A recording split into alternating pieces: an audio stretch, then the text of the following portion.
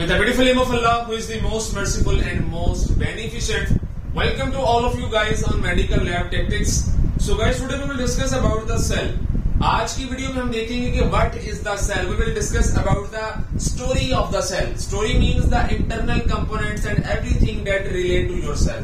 So first of all, we should know about the cell. Cell is actually the smallest unit of living organism. It is very temporal term in the biologically. Cell is the smallest portion of your any body, any living organism. So which of the components are present inside the cell, how these components involve in the cellular activity, how cellular organelles involves in the normal physiological functioning of the cell. So all of these we will discuss tomorrow. We will discuss briefly about the organelles of the cell. So start, first of all, cell is the smallest unit of life. Okay, ये आपकी body का किसी भी living organism का ये smallest unit, उस smallest unit को आप सेल कहते हैं. ठीक है, सेल्स मिलते हैं, टिश्यूज बनते हैं, इस तरह स्टेप बाय स्टेप आपकी बॉडी बनती है, इंडिविजुअल बनता है. ठीक है जी. सबसे पहले हमें सेल के बारे में पता चल चुका है कि cell is the smallest portion. अब सेल के अंदर की क्या चीजें मौजूद हैं, which are the internal organelles of the cells, which are the components of your cells, we will discuss here one by one. So first of all, we will see about the brain of your cell. आपके cell का brain जो कि cellular activities को control करता है. Cell ने कब क्या करना है, कैसे करना है, उसको कौन करवाएगा, कौन स्टिमुलेट करवाएगा, उस सेलुलर एक्टिविटी को सप्रेस कैसे करना है. All of these activities are controlled by your nucleus. So more towards the nucleus. First of all, nucleus is the main organelle of your cell. अगर आपके सेल से न्यूक्लियस को निकाल दिया जाए तो आपका सेलुलर जो एक्टिविटीज हैं, सेलुलर ऑर्गेनेलीज हैं, दे टोटली बिकम यूजलेस. बिकॉज उनको जब कुछ स्टिमुलेट ही नहीं मिलेगा, जब उनको पता ही नहीं चलेगा कि किस ऑर्गेनेली ने क्या करना है, किसने कब प्रोटीन बनानी है, किसने कब कोई फंक्शन परफॉर्म करना है, तो this useless cell become died. तो वो एपोप्टोसिस से प्रोग्राम सेल डेथ से आपकी बॉडी इस तरह के सेल्स को निकाल देती है. So nucleus is the brain of your cell. ये आपके सेल का ब्रेन कंपोनेंट होता है, इसी ने सारी एक्टिविटीज को कंट्रोल करना होता है. सो इसका स्ट्रक्चर की तरफ जाते हैं. सबसे पहले हम, this is the nucleus of your cell. Nucleus is the circular in structure. ये गोलाई में होता है. ठीक है जी. This is the nucleus and this is the nuclear membrane that is surrounding your nucleus from the outside. External layer, outside layer of your nucleus, that is a nuclear envelope. It is related to your cytoplasm, and internal layer of your nucleus, internal envelope of your nucleus is coincide with the lumina. This is the empty portion or the somehow spaced portion in your nucleus. So this is the these are the nuclear pores from which messenger RNA move towards the further about the transcription to translation. So how this occur we will discuss here briefly. So this is the nucleus. This is the condensed DNA chromosomal structures. When it will move toward the specific DNA strands, double strands, it move toward the messenger RNA. Messenger RNA से बनी proteins. कैसे बनी हम देखते हैं. This is the nucleus. First of all हमें ये चीज क्लियर होनी चाहिए. सर्कुलर डीएनए है और सर्कुलर न्यूक्लियस है जिसमें स्पेसिफिकली डीएनए क्रोमोसोम्स की फॉर्म में मौजूद है. अब DNA, chromosomes, genes, locus, messenger RNA, proteins, what are the basic differences within them. So first of all हमें पता होना चाहिए कि दिस इज द कंडेंस, ऐसा क्रोमोसोम जो कि इर्रेगुलर फॉर्म में अरेंज्ड हो. इसको हमने अरेंज किया, हमने इसमें से क्रोमोसोम निकाला. This is just to be extended here. अब यहाँ पे क्रोमोसोम मौजूद है जी. These are the two sister chromatids of your chromosome. आपके क्रोमोसोम्स के दोनों साइडों को आप सिस्टर chromatids कहेंगे. Upper and lower are the chromatins, not chromatids. ठीक है, this is the basic difference about the chromatins and chromatids. अब इस क्रोमोसोम को, इसमें यहाँ पे ये सारे जीन्स एंड प्रोटीन्स यहाँ पे इन्वॉल्व हैं. I am going just to be magnified that portion. इसको मैंने एक्सपेंड किया. तो यहाँ पे this is the black spotted proteins. You know what are these proteins? Actually, these proteins are histone proteins. Total 8 histone protein complex is just formed और उसके around DNA एक specific way के साथ उसने प्रोटीन के इर्द गिर्द अपने आप को रैप किया होता है. ठीक है, ये कॉम्बिनेशन इस तरह की कंडेंस पोर्शन मिलकर आपकी क्रोमोसोम की पूरी जेनेटिक मेकअप बनाती है. सो इसको मैंने एक्सपैंड किया, प्रोटीन को एक्सुडेट किया, उसमें मैंने डीएनए उठा. दिस इज द 8 पर. These are the 4 on the front side and 4 on the back side. These are the histone complex and around which DNA complexes are attached. जिसके around यहाँ पे DNA attached है. अब यहाँ से मैंने DNA कंपोनेंट लिया और उसकी करवाई transcription. What is the transcription? I hope so you know about the central dogma. Central dogma is a process in which DNA is converted into the specific protein. DNA से क्या बनेगा, वो आगे कैसे प्रोटीन बनाएगा, this is called central dogma. Central dogma actually contains two steps, transcription and translation. Transcriptions mean the formation of messenger RNA. Why messenger RNA? Why it is called messenger? Because it is going to take message from the inside of your nucleus to outside to your ribosomes. How we will see here later. So DNA converted into RNA, this is transcription, and the messenger RNA converted into a specific protein, this is called translation. These are the two central dogma steps, transcription and translation. अब यहाँ पे हमें clarify हुआ कि chromosome क्या है, chromosome के अंदर डीएनए कैसे अरेंज है, कैसे डीएनए हिस्टोन प्रोटीन के अराउंड रैप है, कैसे रैपिंग होती है, एक कंडेंस पोर्शन बनता है, और कैसे कंडेंस पोर्शन जो आपका क्रोमोसोम का एक स्पेसिफिक स्ट्रक्चर बनाता है. एक्चुअली इस तरह की शेप आपको सेल के अंदर क्रोमोसोम की हर वक्त नहीं मिलती. ड्यूरिंग सेल डिवीजन जब आपका सेल मेटाफेज की तरफ जाता है तो वहां पे क्रोमोसोम्स अपने आप को एक स्पेसिफिक शेप देते हैं, स्पेसिफिक एक पैटर्न में इकट्ठे होते हैं. वहां पे आप उस पैटर्न को स्टडी करते हुए क्रोमोसोम के स्ट्रक्चर्स को, उससे डीएनए को एक्सट्रैक्ट करते हैं. डीएनए का एक्सट्रैक्शन करने के बाद उससे आरएनए बनता है, that is the transcription. And transcription is the conversion of DNA to RNA and from RNA to protein, this is called translation. तो ऐसे स्पेसिफिक प्रोटीन्स बनती हैं. अगर कोई प्रोटीन चेंज होगी तो वहां पे डीएनए का जो कोडिंग सीक्वेंस होगा वो भी चेंज होगा. सो this is something about the genetics. ये जेनेटिक्स कुछ बेसिक टर्म्स है जो आपको पता होनी चाहिए. सो this is the very first important organelle. ठीक है जी, आपकी बॉडी के अंदर जितना भी काम करवाना है इसने करवाना है, इसी ने स्टिमुलेट करना है. जितना भी सेलुलर के अंदर, सेल्स के अंदर एक्टिविटी होनी है वो सारी जितना भी मैसेंजर आरएनए आएगा जो कि यहाँ पे ट्रांसलेशन में, ट्रांसक्रिप्शन में बनेगा. ट्रांसक्रिप्शन से वो this is happening inside the nucleus. वहां से आरएनए का बाहर आना, राइबोसोम इसको पकड़ेगा. राइबोसोम के 2 यूनिट्स होते हैं, स्मॉल यूनिट, लार्ज यूनिट. उसकी रीडिंग करेगा, उसके अकॉर्डिंग प्रोटीन्स की फॉर्मेशन करवा देगा. ट्रांसलेशन करनी है जिसने मैसेंजर आरएनए की. इंपॉर्टेंट काम है कि जो राइबोसोम है इसके 2 कंपोनेंट्स है. इसने क्या करना है, सबसे पहले प्रोटीन बनानी है. क्वेश्चन है कि सर प्रोटीन कैसे बनाई जा सकती है. बेटा जैसे मैसेंजर आरएनए यहाँ से आपके पास राइबोसोम में आएगा, राइबोसोम इसको पकड़ेगा और इसको रीड करेगा. आपने मिसाल ली होगी कि शुगर केन जूस की, फॉर एग्जांपल जैसे ही उस शुगर केन को वो मशीन में डाला जाता है तो उसी तरह समझिए कि वो जो मशीन है this is the ribosome and sugar cane this is जो मैसेंजर आरएनए. गन्ने की बात कर रहा हूँ जी. वो गन्ना जैसे ही मशीन के अंदर जाएगा उसमें से कुछ ना कुछ निकलेगा. सेम लाइक जैसे मैसेंजर आरएनए यहाँ पे आएगा, जैसे ही यहाँ पे ऐसे गुजरेगा तो वहां पे राइबोसोम्स के यहाँ पे अमाइनो एसिड्स आएंगे. इसकी अकॉर्डिंग जो होगा वो अमाइनो एसिड ऐसे जुड़ते जाएंगे. जुड़ने के बाद आपके पास एक स्पेसिफिकली अमाइनो एसिड्स का एक सीक्वेंस जुड़ा होगा पेप्टाइड बॉन्ड से. ठीक है कि पेप्टाइड बॉन्ड क्या होता है, पेप्टाइड बॉन्ड से जुड़ा होता है. अमाइनो एसिड जिस बॉन्ड से जुड़े होते हैं उसको पेप्टाइड बॉन्ड कहा जाता है. तो ये पेप्टाइड बॉन्ड से एक अमाइनो एसिड का कॉम्प्लेक्स बनता है और उस कॉम्प्लेक्स को आप प्रोटीन का नाम देते हैं. तो this is about the second organelle, important organelle, ribosomes. ये बनते कैसी हैं, these are basically composed of transfer RNA and proteins. ये ट्रांसफर आरएनए और प्रोटीन से मिलकर बनते हैं एक्चुअली. ठीक है, राइबोसोम्स की ये कंपोजिशन है. So next we will move toward the endoplasmic reticulum. Question is that sir what is the endoplasmic reticulum, what is the difference between rough endoplasmic reticulum and smooth. हमने ये 2 term सुनी है जी, SER-RER है तो ERE, but is the difference between both of these. तो बेटा चीज को समझिए, जब आपने रफ की बात करनी है तो बेटा जो रफ सरफेस होती है ना वो हमेशा स्मूथ नहीं होती.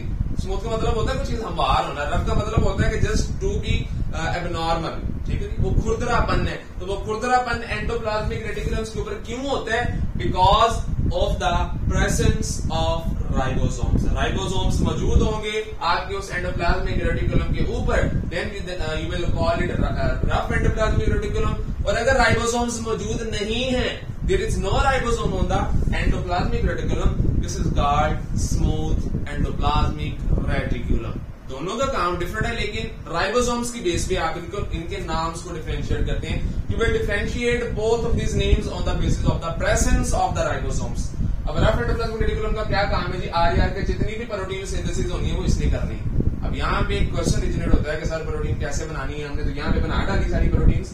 तो बेटा यहाँ पे जैसे ही अमाइनो एसिड्स ये वाले आपको जो नजर आ रहे हैं, these are the present on the rough endoplasmic reticulum. तो जैसे ही यहाँ से ये सीक्वेंस बनेगा अमाइनो एसिड्स का, वो इसके अंदर चला जाएगा। यहाँ पे वही सीक्वेंस मौजूद है। तो क्या होगा कि टाइम आएगा वो सीक्वेंस आपको यहाँ पे साइटोप्लाज्म के अंदर फ्रीली मूव कर रहा होगा। अब यहाँ पे इसकी पैकिंग करवानी है। पैकिंग करवाते हैं, सबसे पहले हम स्मूथ के बारे में डिस्कस कर लें। रफ एंडोप्लाज्मिक रेटिकुलम आपकी बॉडी के अंदर प्रोटीन्स की फॉर्मेशन करवाता है जी। उसके अलावा सारी प्रोटीन्स की फोल्डिंग, क्योंकि यहाँ पे तो सिर्फ स्ट्रेट चेन प्रोटीन्स बन जाएंगी अमाइनो एसिड जुड़ के राइबोसोम के जरिए।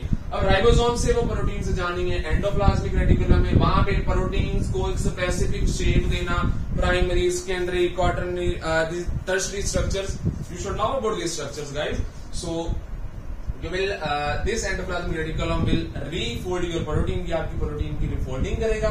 उसके बाद इसी एरिया पे सारी प्रोटीन की सिंथेसिस होती है, उसकी स्केड्यूलिंग होती है कि प्रोटीन दिखने में कैसी होगी, कॉम्प्लेक्स होगी, सिंपल होगी, कैसी होगी। So this is just to be happen in the rough endoplasmic reticulum. Fourth of the organelle is the smooth endoplasmic reticulum. Smooth means something flat. अब यहाँ पे प्रोटीन्स की सिंथेसिस नहीं हो सकती। Question is that sir why it is the endoplasmic reticulum, इसको आप endoplasmic reticulum भी कहेंगे, लेकिन इसमें क्यों प्रोटीन्स नहीं बनती? उत्तर जब इस पे राइबोसोम से भी मौजूद नहीं है तो कैसे इस पे प्रोटीन बन सकती? This is the question. How proteins can be formed in the on the SCR rather no ribosomes are present here. So बेटा जो आपका SCR होता है, जितनी भी लिपिड्स की फॉर्मेशन होती है, लिपिड्स आर बेसिकली मैक्रोमोलिक्यूल्स, काफी बड़े मॉलिक्यूल्स होते हैं जो कि फैटी एसिड, ग्लिसरॉल के कॉम्प्लेक्स से बनते हैं। अब जितनी भी लिपिड्स की फॉर्मेशन है सेल के अंदर, आपके सेल को पुत्र लिपिड की जरूरत भी होती है। प्रोटीन तो चाहिए लेकिन लिपिड भी चाहिए। आपको पता होना चाहिए कि जो आपकी सेल मेम्ब्रेन होती है सेल की, उसमें लिपिड्स काफी ज्यादा तादाद में होती है जी। तो वो सारी जो रिक्वायरमेंट्स हैं वो स्मूथ एंडोप्लाज्मिक रेटिकुलम ही प्रोवाइड करता है, ठीक है।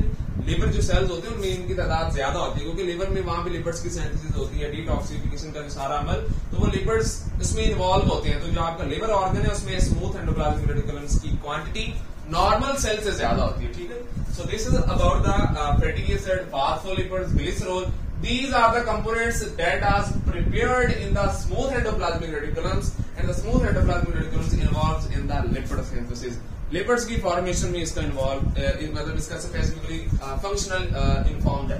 उसके बाद हम डिस्कस करेंगे गोल्गी प्लेट्स के बारे में। अब यहाँ पे आपके पास this amino acid protein sequence यहाँ पे फ्रीली फ्लोट करता है, यहाँ पे आ चुका है। This is actually not a vesicle, this is freely form. जैसे वो गोल्गी प्लेट्स के बात करते हैं जी, fifth organelle Golgi plates, this is discovered by a Golgi scientist on the base of the name of the scientist, it is called the Golgi plates, ठीक है। जैसे ही वो प्रोटीन पुत्र आपकी गोल्गी प्लेट्स के अंदर इंजेक्ट होगी, गोल्गी प्लेट्स का सबसे इंपॉर्टेंट काम आपके सेल के अंदर प्रोटीन्स की पैकिंग करवाना होता है। अब कहेंगे सर इसका भी काम, इसका भी काम। पुत्र इसका काम है सिर्फ फोल्डिंग कराना, उसको सीधा पतला करना है प्रोटीन को, प्रोटीन कैसी है, ऊंची है, नीचे है, उसको शेप कैसी देनी है। लेकिन this involves in the complete outcome, complete packing, बाहर से उसकी पैकिंग करना, उसकी रैपरिंग करना, ये आपकी गोल्गी प्लेट्स का काम होता है। जितनी भी प्रोटीन्स यहाँ पे बनती हैं वो सारी यहाँ पे पैक होती है with the help of the Golgi plates. Golgi plates के अंदर क्या क्या मैकेनिज्म से चल रही होती है, कैसे ये फंक्शंस होते हैं, this is just too much complex, will not move too deep about it. So जैसे वेसिकल्स की फॉर्म में आपकी प्रोटीन्स बाहर आई, तो यहाँ पे आपके पास जो प्रोटीन आई है, this is just be the totally packed. यहाँ पे फाइनलाइजेशन होती है प्रोटीन्स की, ओके। उसके बाद मॉडिफिकेशन भी होती है। कभी कभार ऐसा होता है कि आपके पास जो स्ट्रक्चर होता है फॉर एग्जाम्पल इस तरह का आ जाता है, लेकिन रिक्वायरमेंट्स है, न्यूक्लियस ने इसको बताया कि इस तरह का नहीं चाहिए बल्कि मुझे इस तरह का सिर्फ चाहिए। तो ये मॉडिफिकेशन करना कि ये जो आपको डिसबैंडिंग इसको स्टेट में लेके आना, ये सारी मॉडिफिकेशंस आपकी गोल्गी प्लेट्स में होती हैं। So Golgi plates is very supervenient organelle of your cell. All of the proteins are at the last of the formation are supervenient by Golgi apparatus. So अब यहाँ पे ये सारा काम Golgi apparatus करवाता है। Next we will move toward the peroxisome. It is the one of the most important organelle actually. पुत्र जितनी भी लिपिड्स होते हैं जो आपके सेल के अंदर बनते हैं, जो बनाता है स्मूथ एंडोप्लाज्मिक रेटिकुलम। पेरोक्सिसोम एक ऐसी ऑर्गेनेल है कि जिसको आप नजरअंदाज करते हैं, लेकिन it plays a very vital role in the cell. क्या होता है कि पुत्र इसके अंदर डिफरेंट एंजाइम्स मौजूद होते हैं, catalase, oxidase, coagulase, and these enzymes are present inside of your peroxisomes. जैसे ही लिपिड्स आएंगे, लिपिड्स एक्चुअली हैं कि हाँ जी, lipids are actually fatty acids.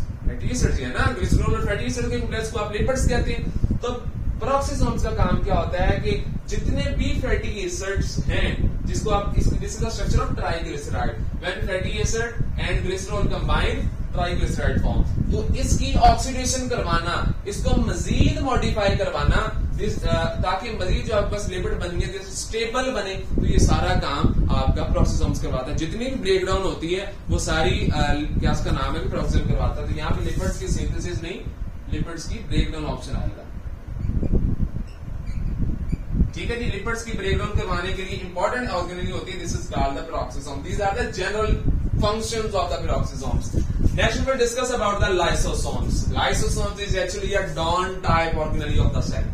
जितनी भी सेल के अंदर एक्स्ट्रा एबनॉर्मल एक्टिविटी होगी, तो may be due to internal factor और एक्सटर्नल फैक्टर्स, कोई एनवायरमेंटल फैक्टर भी हो सकता है, इंट्रिंसिक और extrinsic both can be happen. तो वो कौन हैंडल करेगा? This is lysosome enzyme. मिसाल देता हूं कि जैसे there is army of your country, आपकी कंट्री में स्पेसिफिक आर्मी होती है कि जैसे कंट्री में कोई मतलब animal attack, this army will responsible. जैसे भी जरासीम बाइट से इस मेम्ब्रेन को क्रॉस करता, सेल मेम्ब्रेन को क्रॉस करता हुआ अंदर आएगा, lysosomes will attack on it. अब यहाँ पे क्वेश्चन जनरेट होता है कि सर लाइसोसोम के पास ऐसी क्या चीज है कि वो जाके उन माइक्रो ऑर्गेनिजम्स को, जरासीमों को किल कर देती है? पुत्र ये इंपॉर्टेंट चीज है, इसको एक बार नोट कर लें। जो आपका लाइसोसोम एक ऑर्गेनेली होती है, it contain a lot of toxins, इसमें बहुत ज्यादा टॉक्सिन्स होती हैं, ऐसे जहरीले मादियात होते हैं, ऐसे तोड़ फोड़ करने माइक्रो ऑर्गेनिज्म, कोई बैक्टीरिया, कोई जैसे भी कोई माइक्रोब जैसे आपके सेल को क्रॉस करेगा, lysosome will attack on it, it will form phagolysosome, that is a combination of the pathogen and your lysosome, and at last the enzymes, any of the proteolytic activities, the liposomes, these are the enzymes attacking weapons of the lysozymes. ये वो weapons है जो जाके उस micro organism के DNA को, उसके lipids को ब्रेक डाउन करती है, उसकी प्रोटीन्स को डीनेचर करती है, जिसकी वजह से जो आपका वो आने वाला माइक्रोब होता है, इन्फेक्टिव एजेंट होता है, just to be killed, and it is just move from outside from your body with the help of the lysosome. तो ये एक बड़े धमाकादार टाइप की एक ऑर्गेनेली आपके सेल के अंदर, और आपके सेल के अंदर से लाइसोसोम को हटा दिया जाए या गुम कर दिया जाए, तो पुत्र आपके सेल्स की जो प्रोटेक्शन या इम्यूनिटी होती है, किसी चीज को रोकने की ताकत वो कम हो जाती है। देखिए ना, अगर आपकी कंट्री से अगर आपकी आर्मी को निकाल दिया जाए, anyone can attack on it, anyone can handle you. So इस हैंडल को बचाने के लिए अल्लाह ताला ने मॉडिफिकेशन सेल में ऐसी की कि वहां पे लाइसोसोम पर क्या उसका नाम है, ऑर्गेनेली बनाई है, वहां पे एंजाइम्स बनाए हैं, वहां पे ऐसी ऐसी आर्मी तैयार की है कि जैसे कोई इन्फेक्टिव एजेंट आता है, वो आर्मी जाके स्पेसिफिकली अगर उसमें डीएनए मौजूद है, कोई न्यूक्लियस मौजूद है, तो न्यूक्लियस जाके उसकी किलिंग करेगा। अगर वो लिपिड नेचर माइक्रो ऑर्गेनिज्म है, जरासीम है, तो उसके लिपिड्स की ब्रेकडाउन के लिए लाइपोज एक्टिवेट हो जाएगा। तो ये सारा काम लाइसोसोम्स करवाते हैं। ठीक है जी, this is one of the most important organelle of the cell, bombarding organelle of the cell, Dawn type organelle of your cell. So next we will discuss about the mitochondria. Mitochondria, you should know about the mitochondria if you are enough able to see it and handle it. Mitochondria is one of the most important energy producing organelle of the cell. यहाँ पे एक बड़ा important genomics के related question है कि क्या cell के अंदर सिर्फ जो क्रोमोसोम्स होते हैं, डीएनए होता है, वो सिर्फ न्यूक्लियस के अंदर होता है या माइटोकॉन्ड्रिया के अंदर भी होता है? तो ये चीज आपने समझ नहीं है। जो आपका होता है ना कि दिस इज द न्यूक्लियस, इसमें क्रोमोसोम्स इन्वॉल्व होते हैं, 46 क्रोमोसोम्स। ओके, माइटोकॉन्ड्रिया डीएनए भी होता है, माइटोकॉन्ड्रिया के अंदर भी स्पेसिफिक एक जीनोम होता है जो कि सिर्फ माइटोकॉन्ड्रिया की एक्टिविटी को कंट्रोल करता है। अब क्वेश्चन ये है कि सर इस न्यूक्लियस की क्या जरूरत है फिर पड़ी? इसकी तो जरूरत ही नहीं है अगर इसकी यहाँ पे न्यूक्लियस मौजूद है।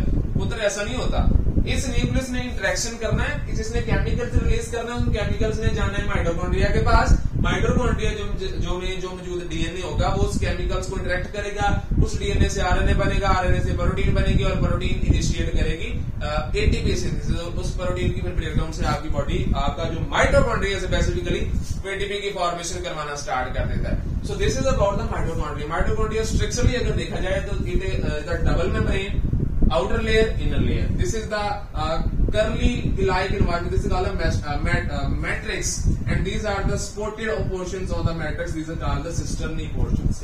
Cisternae portions होते हैं। और आपकी इंफॉर्मेशन के लिए बता दूं कि जो माइटोकॉन्ड्रिया का डीएनए होता है उसमें टोटल 37 जीन्स होते हैं। ठीक है, 37 जीन्स होते हैं। trillions of genes here, but the 37 genes are present down here. जिनमें से 22 ट्रांसफर आरएनए को कोड कर रहे होते हैं, 13 प्रोटीन को कोड करते हैं. So this is about the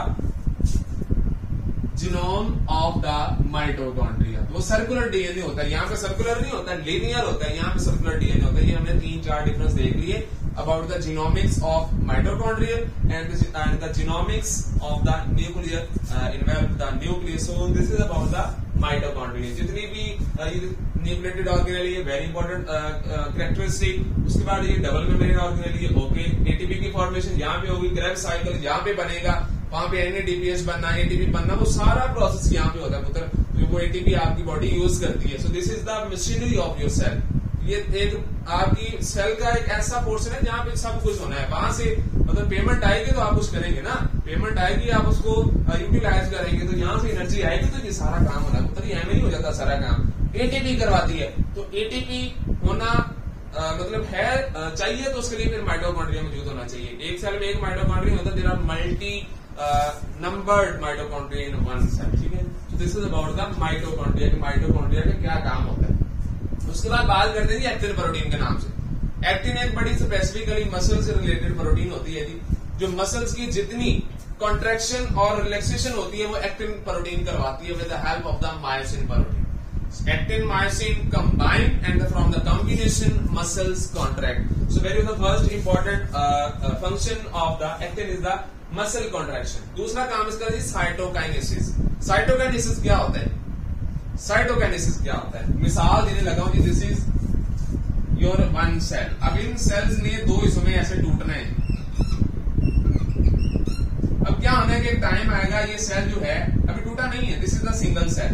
time आना है, इंटरनल जितनी भी न्यूक्लियर चेंजेस होंगी, क्रोमोसोम की डबलिंग होगी, क्रोमोसोम वहां भी वापस आएंगे, मेटाफेज, एनाफेज, टीलोफेज, वो सारी स्टेजेस यहाँ पे हो चुकी. एंड वाली स्टेज में बात कर रहा हूँ बेटा, क्या होना इन सेल्स ने दो हिस्सों में टूटना है. सारी एक्टिविटीज मतलब डिवीजन वाली इनसाइड ऑफ द सेल हो चुकी है.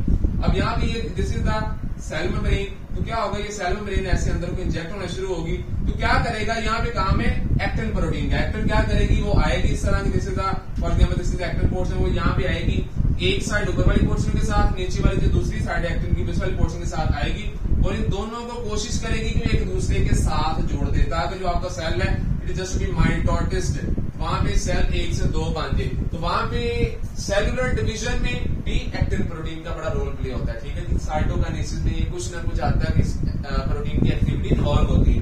उसके बाद डिस्कस कर लेते हैं जी माइक्रोट्यूब्यूल्स के बारे में. माइक्रोट्यूब्यूल्स क्या होती है? सेंट्रियोल्स का नाम सुना होगा आपने, एक्चुअली माइक्रोफिलामेंट्स एंड माइक्रोट्यूब्यूल्स. सो यहाँ पे मैंने बात करनी है माइक्रोट्यूब्यूल्स के बारे में. माइक्रोट्यूब्यूल्स क्या बला होती है? एक्चुअली जब आपका पुत्र सेल डिवाइड करता है तो क्या होता है, वहां पे क्रोमोसोम्स न्यूक्लियस से बाहर आते हैं, स्ट्रेट अलाइंड होते हैं प्लेट के, जैसे आप प्लेट का नाम देते हैं अलाइंड प्लेट. फॉर एग्जाम्पल मैं इसमें आपको डायग्रामेटिकली बताता हूँ. This is your divided cell. यहाँ पे ऐसे क्रोमोसोम एक लाइन में है, और यहाँ पे सेंट्रियोल्स में से मायोटिक जो फाइबर्स हैं, स्पिंडल फाइबर्स हैं, उन्होंने इन क्रोमोसोम्स को ऐसे पकड़ा हुआ है. So these are the fibre like structure, these are the called microtubules. ये माइक्रोट्यूब्यूल्स ही होती हैं जो कि जाके इस क्रोमोसोम को एक स्ट्रेट चेन में अटैच करती हैं, एक स्ट्रेट प्लेट में, स्ट्रेट पैटर्न में अटैच करती हैं. ठीक है, यहाँ पे क्वेश्चन है कि सर ये माइक्रोट्यूब्यूल्स जाके क्रोमोसोम के साथ कैसे जुड़ गई? क्या क्रोमोसोम के ऊपर कोई बाइंडिंग साइट है? क्या कोई पोर्शन होगा ना जहाँ पे जाकर ये ट्यूब्यूल से जुड़ी है? तो पुत्र ये बड़ा इंपॉर्टेंट और बहुत इज द बेस्ट पॉइंट है क्रोमोसोम के बारे में. For example this is your chromosome, here and here, this is the centromere, central portion, and the divided portion, and these are the two left and right. You can see here this and this. अब यह these portions are called kinetochores. ठीक है, ये kinetochores they are sticky in nature. जैसे कोई वो जो हमने अभी बात की माइक्रोट्यूब्यूल्स की, जो कि सेंट्रियोल्स में से निकली, जिसको आप सेंट्रोमियर कहते हैं, दोनों सेंट्रियोल्स को. तो इनसे जो माइक्रोट्यूब्यूल्स निकली है वो जाकर कैनेटोकोर्स के साथ जुड़ेंगी. ऐसे ही क्रोमोसोम यहाँ पे बनना है, उसके साथ भी जुड़ी है. तो जैसे ही सेल्स की सेपरेशन होगी, they will move toward their poles, तो जो क्रोमोसोम्स होंगे वो डिवाइड हो जाएंगे. ठीक है ना. So these are the microtubules. ये माइक्रोट्यूब्यूल्स आपकी इस तरह की शेप में होती है. ठीक है ना. ट्रिपलेट्स होते हैं 9 काउंटिंग में, 9 मतलब उनकी तादाद होती है, they are present in the triplet form. उसके बाद बात करें जी सेल, ठीक है जी, सेल डिवीजन में इन्वॉल्व है। दूसरा काम intracellular transplant. For example यहाँ पे कोई चीज बनी है, चाहिए वो सेल के इस पोलर पोर्शन में, तो उस चीज को उठाना और लेके जाना, ये सारा काम भी आपके सेल के अंदर माइक्रोट्यूब्यूल्स करवाती हैं। Microtubules are very important component of the cell. Even any organelle is very important of your cell. अगर किसी भी organelle को डैमेज या चेंज कर दिया जाए तो उसकी आउटकम्स काफी डिजास्टर्स हो सकती है, ठीक है। Every organelle, every person, everyone has his own importance. Same like you can implement this sentence on that. Cellular organelles. Every organelle has a specific and has a specific importance, has a paramount importance. So दो तरह के microtubules हैं, alpha beta. ये cellular division में, cell के extension में, movement में, involve in all of these activities of your cell. उसके बाद इंपॉर्टेंट हमारे पास प्रोटीन रह चुकी है जिसका नाम होता है जी interface protein. Interface protein, what is interface protein? नाम सुना होगा जी, इंटरफेस मतलब समथिंग कनेक्टेड, इंटरिंग हो रही है, जुड़ रही है कोई चीजें। मिसाल ये जैसे for example this is the one cell, this is the second cell. Cell में यहाँ भी मौजूद होती है, यहाँ एक सेल में एक नहीं होती, मल्टी हो सकती है, मतलब इस तरह की काफी प्रोटीन्स हो सकती है एक सेल के अंदर। For example here, for example here, तो यहाँ पे दो सेल एक दूसरे के साथ ऐसे अटैच है, अटैच नहीं है मतलब अलाइंड है, एक दूसरे के साथ ऐसे खड़े हैं। अब इसमें भी प्रोटीन है इंटरफेस, इसमें भी प्रोटीन मौजूद है। इस वाली प्रोटीन ने इस वाली प्रोटीन के साथ इंटरेक्शन किया और यहाँ पे एक दूसरे ऐसे नेट सा बना लिया, मैश सा बना लिया, ताकि सेल एक दूसरे के पास रहे। Same like for example this is interface and this is interface, they will attach one two each other, ताकि जो सेल्स एक दूसरे के साथ ज्वाइन रहे। सो ये भी एक रीजन हो सकती है कि जो आपके सेल्स होते हैं, skin cell, any of their organelle cell, tissue cells, वो इन इंटरफेस प्रोटीन्स की वजह से वहां पे बाउंड होते हैं। उसके अलावा इसका दूसरा काम है, इसके बाहर साइड में जो कोलेजन प्रोटीन्स होती हैं, ऐसी प्रोटीन्स जो आपके बाहर वाली मैट्रिक्स एरिया में या ह्यूमन एरिया में होती है, जैसे कोलेजन प्रोटीन्स, तो इनमें भी बिल्कुल इंटरफेस प्रोटीन्स होती हैं, वो इसके एक दूसरे के साथ ऐसे जोड़ के रखती है। बेसिक मोटिव इंटरफेस प्रोटीन्स का सिर्फ यही होता है कि सेल को उसी जगह में अलाइन रखना, फिक्स रखना, चस्पा रखना, ताकि सेल ऊपर नीचे आगे पीछे मूवमेंट ना करे, ताकि उसकी जो फिजियोलॉजिकल क्या उसका नाम है कि उसकी जो अपीयरेंस है वो चेंज ना हो।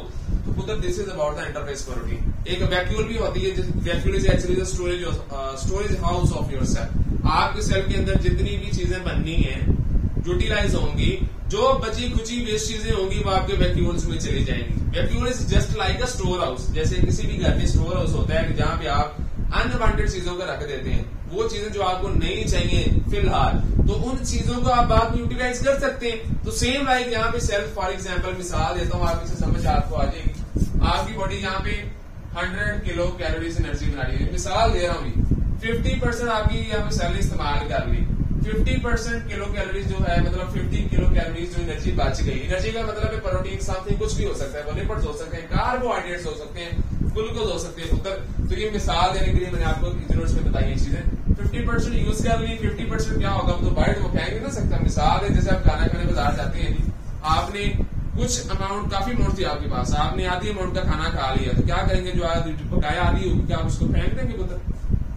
You will not drop it. You will store it in your pocket. Same like here your cell, the 50% that left behind after usage of the 100% protein, 100% energy, 100 protein, lipid, carbohydrate can be animal, कुछ भी हो सकता है इनमें से। तो वो जो 50% होगा उसको स्टोर करने के लिए जो आपकी सेल होगा, यहाँ पे ऑर्गेनेलीज होती हैं, वैक्यूल्स की फॉर्म में बड़ी बड़ी ऑर्गेनेलीज मौजूद होती हैं। ये ऑर्गेनेलीज, इसका वैक्यूल कहते हैं। It involves in the storage of the further wastage or the extra amount, extra matters, extra substitutes of your cells. So this is about the cell. What is the cell actually? What happens in the cell? How these organelles perform their function? कैसे ये organelles step by step अपना काम करती हैं? किस organelle की shape कैसी है? किस organelle का काम क्या है? कैसे वो organelle cell की changes में अपने आप को involve करती है? कैसे ये एक दूसरे के साथ interaction करती हैं? जितनी भी सेल्स के अंदर पुत्र एक दूसरे के साथ ऑर्गेनेलिज इंटरेक्शन करती हैं, they are by chemical stimulators. यहाँ पे कीमोकाइंस होते हैं जो कि इन सेलुलर सेल्स के अंदर ऑर्गेनेलिज को एक दूसरे के साथ इंटरेक्ट करवाते हैं। अब यहाँ पे मिसाल लेता हूँ, यहाँ पे राइबोसोम था, यहाँ पे नहीं था, यहाँ पे था राइबोसोम, ठीक, यहाँ पे राइबोसोम था, यहाँ पे प्रोटीन बन चुकी है, अभी प्रोटीन की फोल्डिंग नहीं हुई, सिंपल यहाँ पे ऐसे सीक्वेंस एक बन के आ चुका है। अब कैसे पता चला कि सीक्वेंस ने जाके गोल्गी ब्रेस के पास जाना है?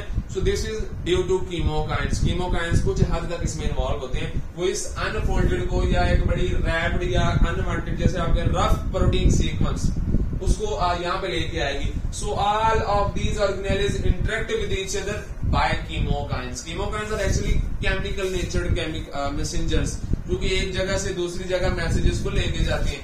सो बेटा this is about the cell.